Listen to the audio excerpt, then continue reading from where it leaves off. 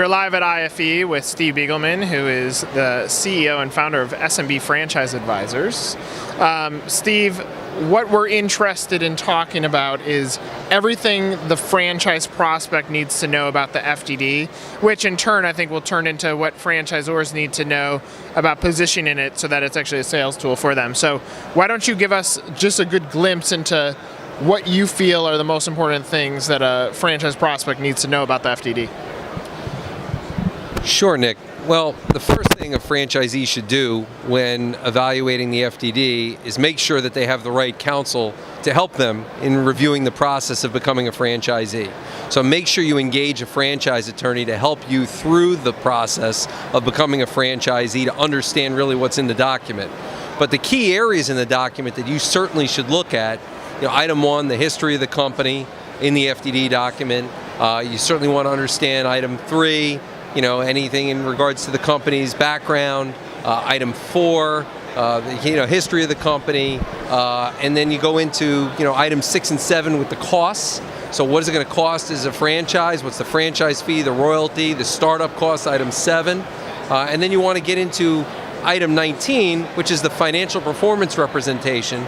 So if the company discloses any kind of earnings or financial representation of their franchisees, so you can understand the unit economics of the business. And then you want to get into item 20, which lists the outlets of the franchisees, and then call the franchisees. Very important to call the franchisees, talk to them about the business, and understand what it's really like to be a franchisee in the business.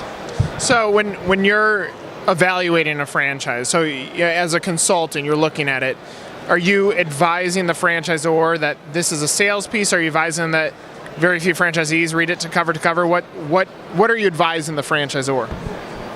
The franchisor really needs to understand that this is a tool, but it's not the only tool.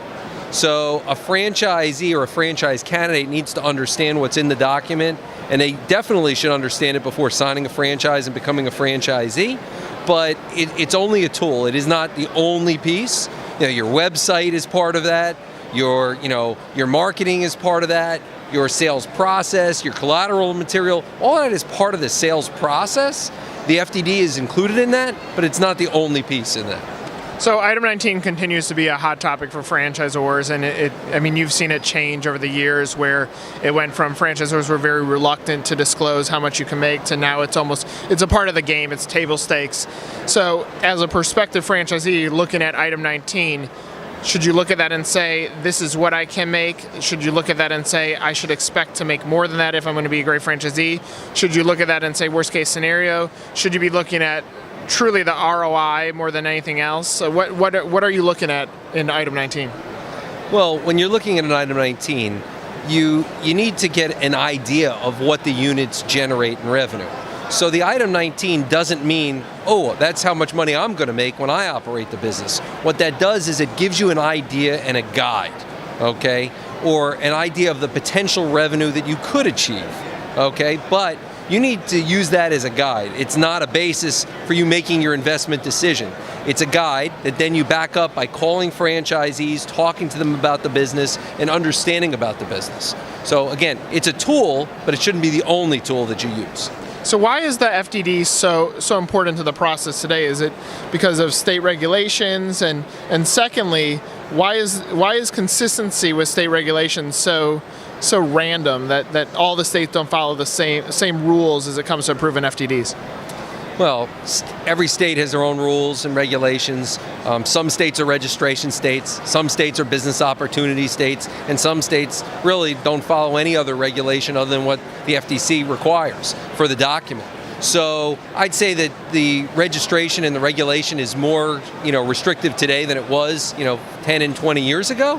However, if you're based in a registration state, you obviously have to file your document in that registration state. If you're based in a business opportunity state, you need to file the proper notices in those states to be registered, to be able to continue to award franchises in those areas. But I think it's really to protect the franchisee. That's really what the goal is. It's to make sure that franchisees really know what they're getting into when they're becoming a franchisee in a system. And I think that's why there's more strict regulation today than there was years ago.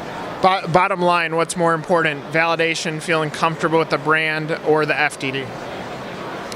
I think they're both important, but validation is really important. If you're a franchisor, you need great validation. If your franchisees aren't happy and if they're not making money, doesn't matter how great a sales force you have, doesn't matter how great marketing you have, and how great your website looks, you're going to have challenges awarding franchises into your system. So you need to really have strong validation. You need to have happy franchisees, and you need a good document. You need a good FDD as well. So have the document as a piece of your puzzle, but understand that for prospective franchisees shouldn't be the only thing that they're judging. They need to judge the whole picture. Absolutely. I mean, you have to look at a franchise system on its whole, not an individual part, okay, or a slice of the pie. It's got to be the whole pie. And the only way you do that is by looking at the FDD, looking at the website, meeting the corporate office team, making sure you're comfortable with the territory, making sure you understand what's in the FDD document, the whole process.